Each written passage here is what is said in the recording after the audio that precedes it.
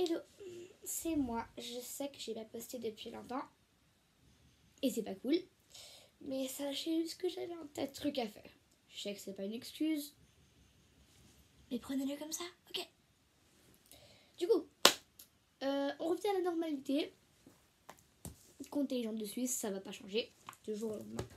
Sauf que je vais poster des nouveaux contenus.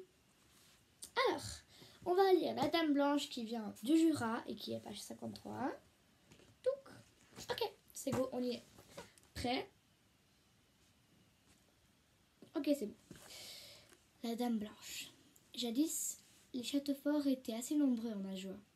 Si certains ont disparu, d'autres ont traversé les siècles, transportant avec eux de terribles secrets, parfois lourds à porter. Dressé sur un éperon rocheux, le château de Pleujouse fait partie de cela, et dévoile ses mystères à qui veut bien tendre l'oreille et ouvrir l'œil. 4 fois l'an, dans l'enceinte du château, et sur les chemins alentours, se promène une dame blanche en charmante compagnie. Cette dame blanche porte le nom d'Ali d'Azuel, et l'homme à ses côtés n'est autre que Zone de Pleujouse. Il y a fort longtemps de cela, ces deux jeunes gens très épris l'un de l'autre n'avaient qu'une idée en tête, se marier. Mais, à cette époque, pour se marier, une jeune fille devait avoir le consentement de son père. Là, si jamais.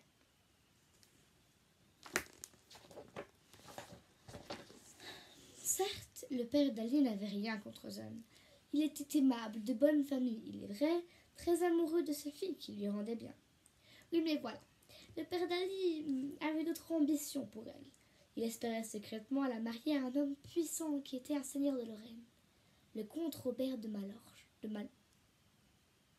Malroche.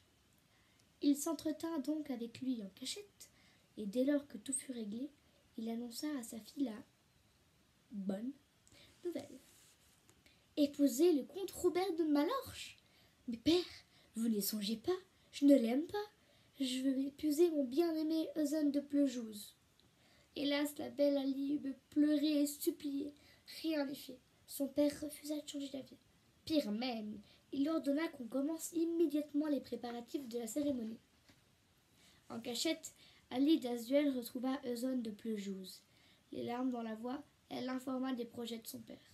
Fou de rage et de jalousie à l'idée de voir sa dulcinée dans les bras d'un autre, il décida de s'enfuir avec elle le plus loin possible de son père.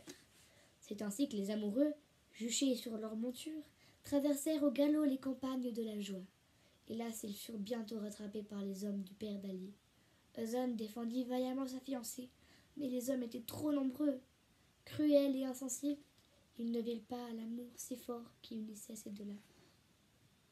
Serrés l'un contre l'autre, les amoureux s'embrassèrent alors une dernière fois avant de tomber sous les coups des soldats. Un sourire illumina le visage des amants.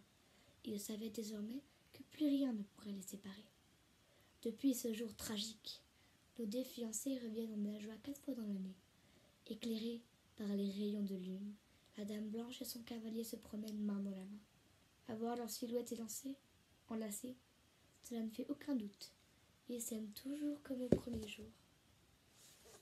Et voilà, c'est tout pour aujourd'hui. Alors je vous dis, je vais essayer d'être régulière, un conte par semaine, ou plus.